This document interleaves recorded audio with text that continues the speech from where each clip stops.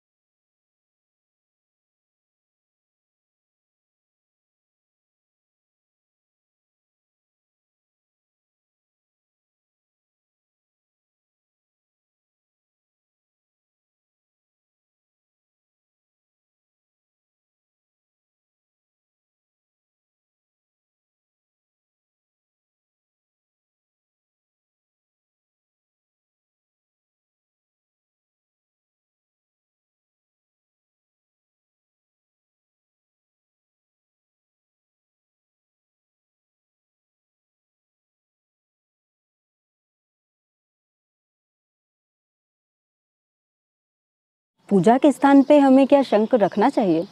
और यदि रखना चाहिए तो क्या हम उसे भरकर रखें, खाली रखें? इससे हमें क्या फ़ायदे और क्या नुकसान होते हैं? कृपया इसके बारे में हमें कुछ जानकारी दीजिए। पूजा के स्थान पर शंख रखना चाहिए।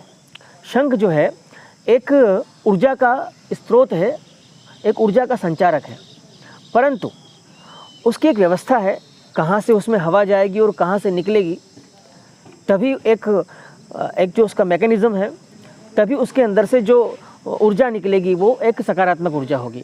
तो स्वाभाविक सी बात है, अगर आप शंख रखते हैं घर के अंदर तो रखिए, कोई समस्या नहीं है, परंतु नकारात्मक ऊर्जा संचारित नहीं हो इसके लिए शंख में हमेशा जल भर करके रखें, खाली शंख घर में नहीं रखना चाहिए। हस्तरेखा विज्ञान और ज्योतिष विज्ञान दोनों में क्या सरल है? जैसे कि ज्योतिष विज्ञान में मांगलिक दोष होता है, क्या हस्तरेखा विज्ञान से भी हमें ऐसी कोई जानकारियाँ प्राप्त होती हैं? तो हस्तरेखा ज्योतिष एक ही चीज़ है, पद्धतियाँ अलग अलग हैं। जो जातक के भूत भविष्य वर्तमान की चर्चा करने के लिए हमको एक व्यवस्था बनी हुई है, दोनों विज्ञान है। अब बात आती है सरल क्या है, कठिन क्या है, तो स्वाभाविक सी बात है, कुंडली में एक बार आपके 12 जो भाव हैं उनके अंदर जो ग्रह आपके स्थापित हैं वो लिखे हुए हैं, और एक अच्छे ज्योतिषी के पास जब आप जाएंगे तो वो काल गणना के माध्यम से कौन से ग्रह आपके वक्री हैं, कौन से ग्रह आपके लाभप्रद हैं, कौन से नीच के हैं, या कौन से ग्रह अभी आपके सपोर्टिव हैं या कौन नेगेटिव हैं, इसकी चर्चा करके वो आपके आने वाले समय की आपको सूचना देते हैं या आपके लिए क्या सही है गलत है बताते हैं। परंतु हस्तरेखा विज्ञान में एक छोटी सी समस्या कहें तो वो ये होती है कि हमारे पास कुछ लिखा नहीं होता, जो भी कुछ होता है वो ईश्वर का आशीर्वाद होता है। स्वाभाविक सी बात है, लिखा तो सब कुछ होता है आपकी हथेली में, परंतु वो पढ़ना एक अच्छे हस्तरेखा विशेषज्ञ को अगर आता है तो पूरी सटीक जानकारी जो आपके साथ घटी है, जो घटने वाली है, उसकी सटीक जानकारी आपको हस्तरेखा विज्ञान के माध्यम से मिलेगी, ऐसा हमारा मानना है। हम भी हस्तरेखा विशेषज्ञ हैं, देश दुनिया से हमारे पास लोग आते हैं, और बाबा महाकाल की कृपा से इतने लोगों को बाबा महाकाल का कृपा, उनका आशीर्वाद प्राप्त होता है, उनके जीवन में परिवर्तन आता है, लाभ मिलता है। तो हम इसे इस तरीके से लेते हैं कि एक माध्यम है उन लोगों के लिए जो लोग अपनी जन्म जानकारी को लेकर के कंफ्यूज्ड हैं या उनको सही जानकारी नहीं है। तो हस्तरेखा विज्ञान के माध्यम से आप सटीक जानकारी भी प्राप्त कर सकते हैं, और सरल कठिन वाली बात तो कोई ऐसी बात नहीं है। पर हाँ, अगर ज्ञान जितना हो उतना कम है, सिद्धि जितनी हो उतनी कम है। महिलाएं जो प्रायः संकल्प लेकर व्रत करती हैं, मासिक धर्म के दौरान वो प्रायः पूजा कर नहीं पाती हैं, तो क्या वो व्रत खंडित हो जाता है? क्योंकि हम पूजा तो कर नहीं पाते हैं, तो इसके बारे में वो व्रत हमारा खंडित होता है, नहीं होता है, या हम उसके बारे में उसकी पूजा कैसे करें, उसके नियमों के बारे में कृपया हमें कुछ जानकारी दीजिए। इस प्रश्न को हमसे कई बहनों ने पूछा है, क्योंकि स्वाभाविक सी बात है, ईश्वर की बनाई व्यवस्था है। हर बहन के जीवन में हर माह में मासिक धर्म की व्यवस्था होती है, मासिक धर्म आता है। और अगर किसी बहन ने कोई व्रत अगर लिया होता है तो वो संशय में होती है उस समय कि मेरा व्रत खंडित तो नहीं हो जाएगा। तो देखिए, मैं आपको एक छोटी सी चीज़ समझाने का प्रयास करूँगा। अगर आपने मान लीजिए कोई व्रत का संकल्प लिया है, आपने 16 सोमवार लिए हैं, आपने पूर्णिमा का व्रत लिया है, आपने एकादशी का व्रत लिया है, या और भी कोई व्रत, पशुपति व्रत वगैरह आपने लिया है, और उस अंतराल में उस व्रत की तिथि पर ही आपका मासिक धर्म अगर आ जाता है, तो आप एक चीज़ करें, अपने व्रत का पालन करें, पूजा पाठ ना करें।